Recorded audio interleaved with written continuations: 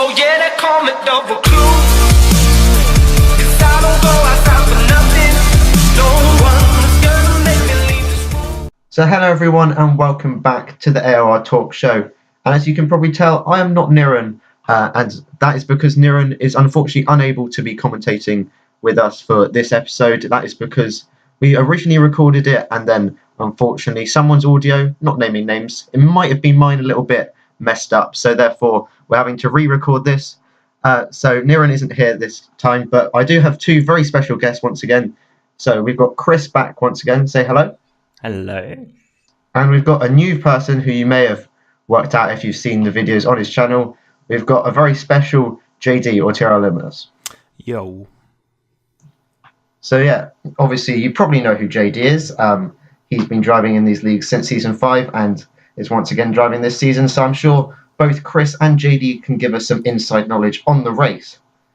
So after a fantastic race last time out in Australia, round 2 brought us to Bahrain, which was a bit of a different track, obviously a night race, and we will see who did the best in qualifying. So would you like to take us through that, Chris? Yep. It was Flying Finn actually taking pole position. Obviously, he won the previous race. That was a very quick time, to be honest. 29 was a very, very quick time, in my opinion. Martin very close behind. Street was a little bit of a surprise in 3rd, in front of Sayaru. And then was Aris Falcon in 5th. Then, JD in 6th. I think you weren't too happy with your qualifying. No, not really.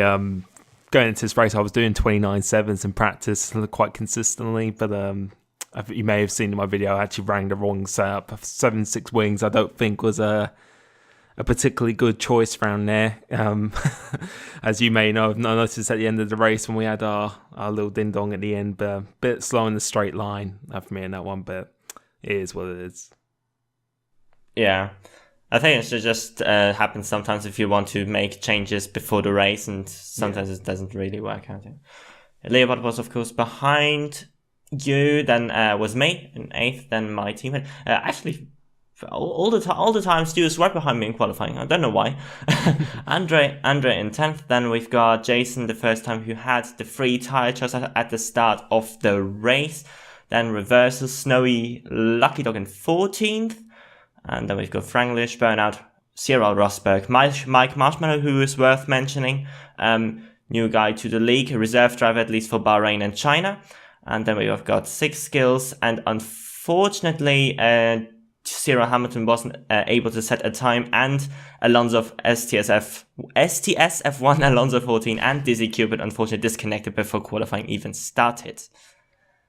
So yeah, thank you very much, Chris. So as Chris said there, Dizzy Cupid from the podium in Australia disconnected before qualifying started and therefore was unable to participate. So at this early stage in the championship, that is obviously huge because he'll be losing out a huge number of points to his championship rival. And with it being so close at the top of the championship with 4 or 5 drivers, that's going to be very difficult for him to claw those points back. So on to the race now.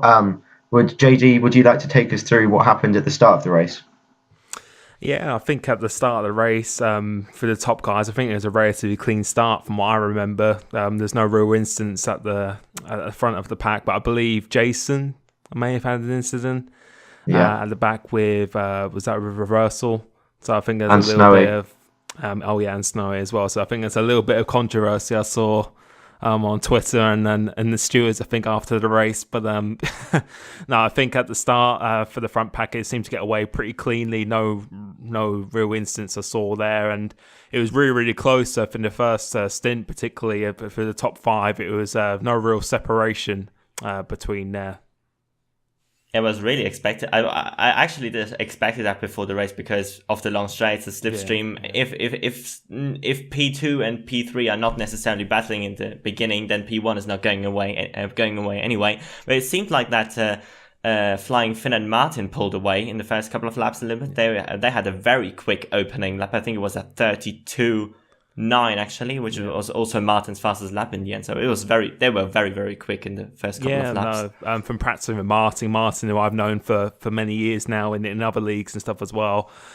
He was really, really quick. He was the danger man, I thought, before this race. He's exceptionally good around this track. And Flying Finn is someone who's really impressed me as well who's a bit of an unknown character maybe before this season in AOR. I'm not sure if he competed in other leagues. I'm sure he did before this. But he's really impressing me this season. Obviously, Australia, just his consistency. And I'm also practicing with him here. It was mainly those two guys who I saw was a little bit separated in the pace around here. And the rest of the field, Ciaru, who I would say is a dark horse for this championship as well. He's really, really good at looking after his tyres. Someone I particularly noticed, he's very, very good at looking after his tyres. And for me, for myself, I was quite confident coming into this race, but actually made a little bit of a setup change beforehand, which didn't really work out that great when you're by yourself on the straights. But the rest of the field, as you said, the top two managed to get away a little bit, and it was myself, Ciaru, and I think you were White Comes in there. You were also with us as well for the first stint as well. Yeah, I actually made some positions up in the first couple of laps, and then towards the end I was a little bit closer to you, especially on the pit entry where you were quite cautious. Yep. No, definitely. The pits, that's something you can make up a lot of time in this game. I find that it's something you kind of have to do a little bit of your homework on where to actually find the braking points before the pits, because it can actually cost you half a second, which we know in league racing can ultimately mean the difference between winning or losing. Yeah, definitely. Yeah. So then, as JD mentioned, Tyrrell Martin and the Flying Finn were getting quite far away from the pack because JD, CRU, and I think Strees were battling over third with Wycombe's not far behind. But then on lap 4, a pivotal moment for the race happened, didn't it? Yeah, Flying Finn actually got a puncture, and I'm not sure what happened. I thought it was a ghost car or something when I was going around the track. I'm not sure what was happening, if it was a lapped car or something. But yeah, he actually got a punch on lap 4, which is pretty surprising. Or lap 6 or something. Yeah, for quite early on in the race, definitely before the first pit stop. I was really surprised at it because I actually got a punch on that lap 7 myself in practice. And again, as I said before, this game is all the drivers in this league are so close together on pace. It's mainly down to strategy and how you're actually looking after your tyres, because tyre wear in this game is probably the biggest factor. You've actually got to drive slowly at times, which can actually benefit you from doing a less stop than someone else. So I think he had that 75% tyre wear or something. If you do a major lockup, then you can blow up your tyres, which is exactly what happened to him. And I'm pretty sure that's not what he wanted coming into this race. So, that was definitely pretty exciting for the viewers, but not really too exciting for Flying Finn when that happened to him. And that, of course, enabled Martin to pull away, especially because he got the undercut on Sayari, especially, who was, I think he was in front of you when you pitted. Yeah, I think. I think I made a wrong decision because I think I got into third place from 6th, and it was Martin and Finn, and we were actually starting to catch them. And then since I was just pretty much had a drag shoot on the straight line with the wing settings I was using, Ciara got past me, but I made the mistake of battling with him again, which kind of let Martin get away. And I actually followed Martin into the pits quite early on. I think it was end of lap 5 and went into the pits. So we both got a little bit of an undercut, but Ciara went on for another lap, which he quite likes to do in this game, from what I've noticed. He's really good looking after his tyres. So we both came out with a little bit of gap to him. But from there, the race progressed quite nicely. After the pit stops, everyone appeared to go onto a set of mediums because the tyres don't last too long around here. But the second stint, there wasn't too much battling really apart at the front, because Martin was just appearing to get away or controlling the race between ahead of CRU and Limitless, who are battling. But then coming into the last pit stops, CRU went for a bit of a strategy change. Yeah, he definitely did. I mean, he was, of course, behind you, he was behind JD, of course. Yep. And I was very, very close behind him through the entirety of the stint. I just didn't overtake him because, as you said before, battling is coasting time. And I was pretty confident that CRU is going to catch JD towards the end of the stint because of the fresher tires. So I just held on as long as I could, and that was really my key to get a good result. Of course, I wasn't really sure where we were, because after the first pit stop, it was just people from behind, from out of the top 10 who started on the softs and the mediums. And I think it was the Lucky Dog who was always in P1 when Martin wasn't in P1. So we weren't really sure where we were until everyone pitted. Yeah, no, definitely. It was quite annoying seeing Ciara catch me. I saw you right behind him as well. He just he couldn't shake you off or anything. So I knew you would be coming as well. Yeah, as you said, I didn't really know myself. I knew I was in a net second, but I didn't know what strategy the other guys doing. I think they're both the Zero boys. Mike Marshmallow, he stayed out as well, didn't he, in the Sauber, and took a little bit of time, a little bit longer than I would have liked to get past him. But he's a really good driver. He's a really good fighter. But the strategies on this game, especially with the 3 different tyre compounds you have on this, it's like a Top Gear episode. You have no idea what's going to happen until you all meet in the middle at the end, pretty much. So no, it was definitely almost as exciting race as the Australia race for sure. Yeah, so then at the last pit stop, Martin once again went for a set of mediums, but Ciaru tried to change it up a bit, and I believe he went for a set of softs and then started chasing Martin down in the last stint. Is that correct? Yeah, that's what happened. He had the fresher tyres. He managed to get past me, and just before my last pit stop, pulled a little bit of a gap before then. And I think Martin pitted a lap before me because he's in the lead. He just wanted to get an undercut, just so he was safe from danger, pretty much, which is quite a smart move by him. And then Ciaru, I think I pitted a lap after Martin, and then Ciaru a lap after me. But when he came out of the pits, he came out just in front of me on the soft tyre, and the soft tyre and the medium tyre. There's quite a big difference in pace as well. And since he's good at looking after his tyres, and he had the fresher tyres as well, that pretty much solidified his second place for the end of the race there. But I'll let YComs maybe mention our little battle at the end of the race. I think we both came out in the same lap tyres, and with your driving really well, and with the long straights around here, it was quite a tactical end towards the end of the race for sure between us two.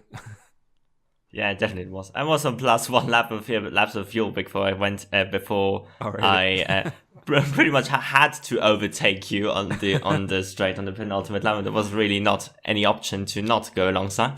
But I pretty much parked it on the town one. The lead mix pretty much just stopped my car because I knew that. But I knew you just get me on the last lap otherwise. So yeah, I think we could have battled it out.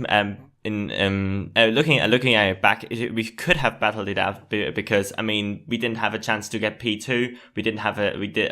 Stu was very very far behind us anyway. Yeah. So we could have battled it out, but I of course the increased risk of crashing would have been involved as well. So I think in the end I didn't really care losing that position on the final lap again.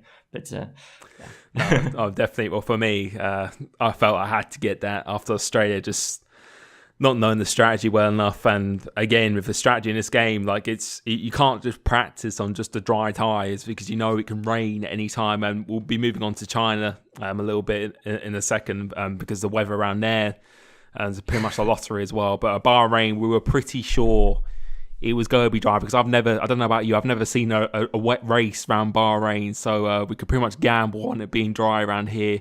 But yeah, I really wanted to get a podium for this race because after the last race, I felt I should have got a podium in that race. Maybe second place was probably off the cards, but third place, I felt I could have got in the first one, so didn't really want to let Martin get too much of a lead in the championship already for this one. So for me, it was either a do or die for that one. For that one there.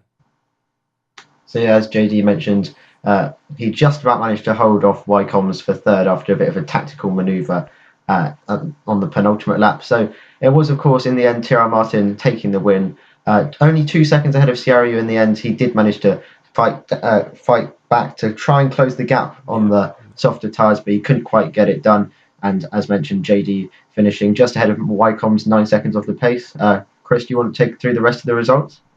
Yeah, then we got Lucky Dog, who really, really impressed me in the race, to be honest. He started in P14, he started, and he went from medium, soft, super soft. In the end, he was catching to Stu quite significantly, who actually did a 14 lap stint on the mediums, and it was quite interesting because both lost their fuel on the final coming out of the final corner, but because Lucky Dog's fuel held on for about 2 seconds longer, he was able to make the position in the end. That was quite interesting. And then Leobot, who had to recover as well. I think there was an incident with RS Falcon in the first stint or at the start of the second stint. I'm not too sure anymore. I believe so, yeah. Yeah, and then Mike Marshmallow, who got promoted down to P8, but he drove a very well race, to be honest, for his debut, I think. Oh yeah, no, definitely. He's someone I've been familiar with on the previous games as well since 2013. He's may not have as much experience as some of the other people in here, but he's definitely someone who doesn't like to give up a position easily. I can definitely confirm that. So yeah, he did really well for his first race back in AOR. Then, of course, Flying Finn, who had to recover, of course, after his puncture. He did. I think his recovery did went quite well, I guess, with P9, still getting some points, I guess. Then Falcon, of course, in P10, with the first man actually doing a 3-stop alongside both Hondas actually making a 3-stop. And then Andre, who got a puncture as well on lap 7. I think he spun the car actually before he went into the pits on lap 6, and that's why his car got teleported back onto the track. So he had to get and make an extra. That was quite interesting as well. And then six kills, of course, reversal burnout. And that's actually a mistake on the graphics trees. It's not 16th. He disconnected on lap 5. On lap 5, I think it was. So he will get promoted down to P19 behind Cyril Hamilton. And apart from that, I think Snowy retired earlier, and I think that was it pretty much. Yeah. Yeah. So before we move on to China, we'll have a quick look at the championship standings. So Tyrrell Martin is currently leading the standings with a 4th place. And a win, of course, in Bahrain. Ciara, you looking pretty consistent with 2 podium finishes, and then the Flying Finn in 3rd with a 1st and a 9th, obviously due to his puncture. JD is sitting in 4th at the moment with 18 points, and Dizzy Cupid down in 5th after his disconnect. So the Drivers' Championship, no one really running away with it, although Martin currently has a reasonable lead ahead of Ciara. You have 4 points after 2 races, with Flying Finn a bit further back, but the Constructors' Championship is what we really need to talk about, because that is extremely close, isn't it, JD? No, yeah, it definitely is. There's no one flying away with that one. As I believe we mentioned in the previous podcast before we had to record this one, there doesn't seem to be a team where there's 2, in a way, superstar drivers in each of the team. There's always one quite experienced driver, with the one either being a rookie or quite a bit less experienced than their teammate. So yeah, at the moment it's Mercedes, which has just all been Martin so far. So it's been the one horse man in that one so far, with 37 points. And then I was pretty happy with Lucky Dog because I don't think he finished the first race. I think he might have disconnected or something in the first race. So he had a really good result on that different strategy to get the 5th place. So we're on 35 points in the Haas team. And then Ciaru picking up quite a lot of points for his team at the moment with 33. And then just shortly behind that, just 5 points behind that, or 6 points with the Williams Martini Racing. And then Force India, 24 points. Red Bull Racing with Dizzy Cupid not being able to turn up to one race. So him getting the 18 points, and then 1 point from his teammate with 19 there. And a little bit further back now, it's quite close between these teams. The McLaren Honda, 9 points. And then Toro Rosso and Sauber both on 6 points, with Ferrari on 2. And the only team without any points at the moment is the Manor Racing team.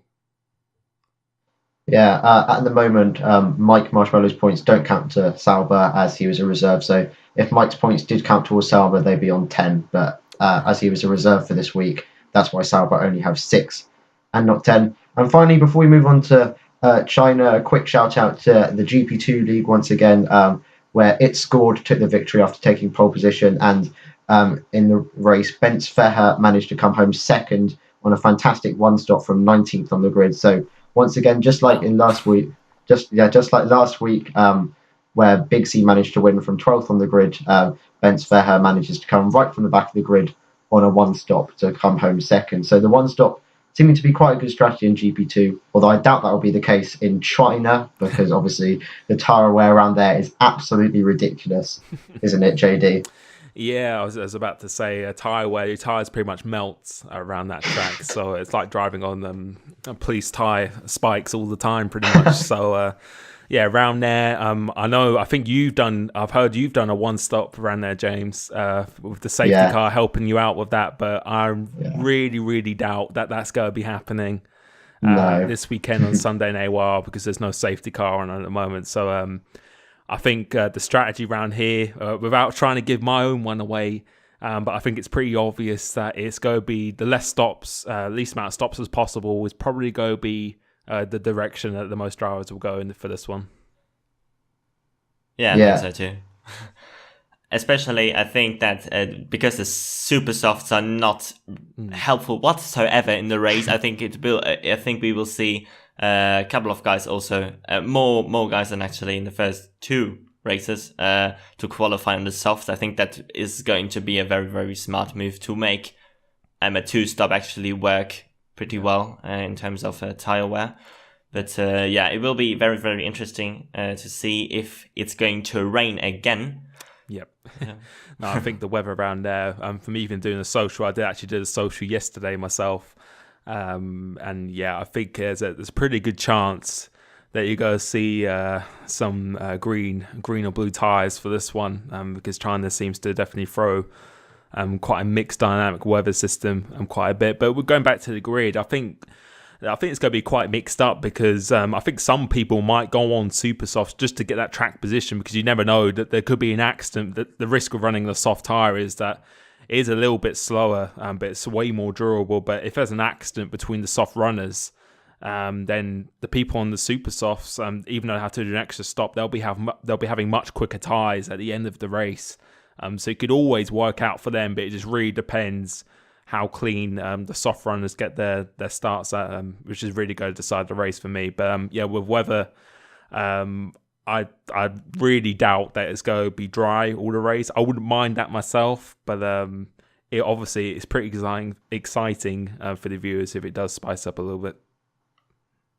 Yeah, so as JD said, he thinks a lot of people will be qualifying on the soft tyres. So if you do qualify on the soft tyres, what would you say the strategy is? Soft, medium, soft, or soft, medium, medium? It depends. It depends how hard you really want to push the tyres and stuff. I know some people, like Ciara, for example, he likes to drive pretty slow in the first stint. He really likes to look after his tyres. And if you drive that way, then you could go on a soft or medium again. But for someone mainly like me, or I know other drivers, we like to look after the tyres but still want to go quite quick. So maybe I would say for me, probably it'd be a soft, medium, because the medium tyre is still really good. It's not that much slower than the soft tyre, but it's about 3 to 4 more. That's more durable. So it just really gives you that safety net for the end of the race, just to avoid a puncher, which we've seen already for the Flying Finn. That's pretty easy to do. So I'd say probably a soft, medium, just so you could push on the mediums pretty much all the time. But with the soft tyre, it will be maybe half a second lap quicker for the first 4 to 5 laps, but then after that it really will diminish, and you really got to watch out for not getting a puncher. But it depends how much risk you want to take, really. So I think you'll see a lot of drivers doing a mix between the two, really, for this race. Would you agree with that, Chris? Yeah, definitely. So before we get into our predictions for the race, we'll have a look at the previous results from previous seasons in China. So in season 11, we didn't actually race here, so there's no Dizzy Cupid victory on the graphics this time. In season 10, it was Tyrrell Martin who took the win after undercutting JD on that day. I'm sure you remember that. I remember that. I definitely remember that. Season 9, it was our very own Limitless who won the race. And in season 8, Matty G won the race, with Noble winning in season 7. So it could be very much decided on strategy, especially if it becomes wet and someone picks the right time to change onto the inters or the wets, as we saw in Australia.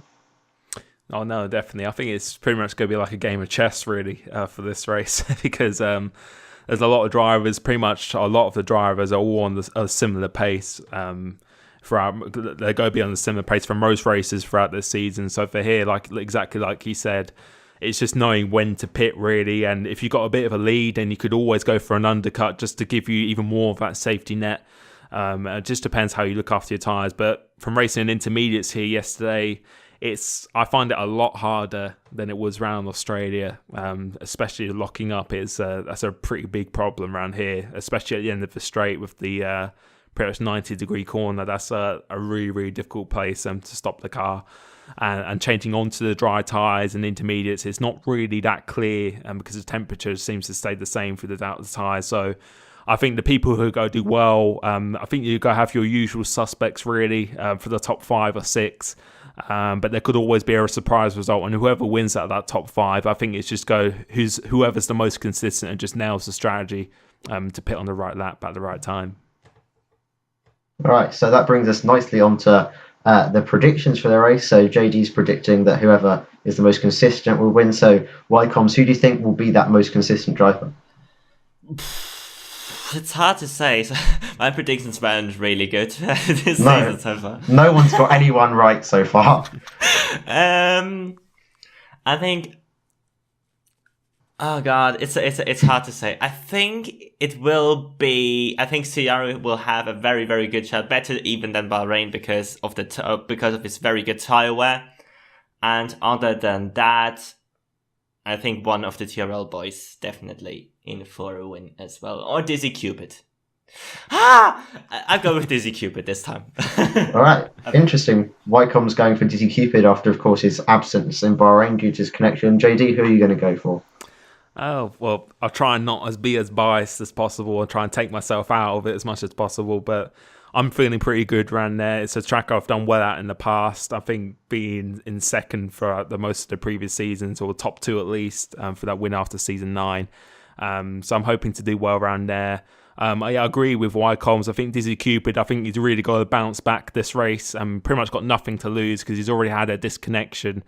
So he can't afford to really be outside the podium for this one. He's really got to push himself to try and win this race. And I know Martin, I know it's not his favourite track. It's not one of his particular best, but I'm always expect him to do really well. And of course, Ciara, as I said, he's very good at looking after the tyre wear. In terms of pace, I think there's going to be guys who can challenge him and can go slightly quicker. So it's really just open because I think most of the guys are on the same strategy. You're not really wanting to be battling with each other quite a bit throughout this race because that will just fry your tyres. So I think whoever just gets that gap out of those few people and just gets out the DRS chain, and hopefully the guys behind start battling, I think is going to win the race this weekend.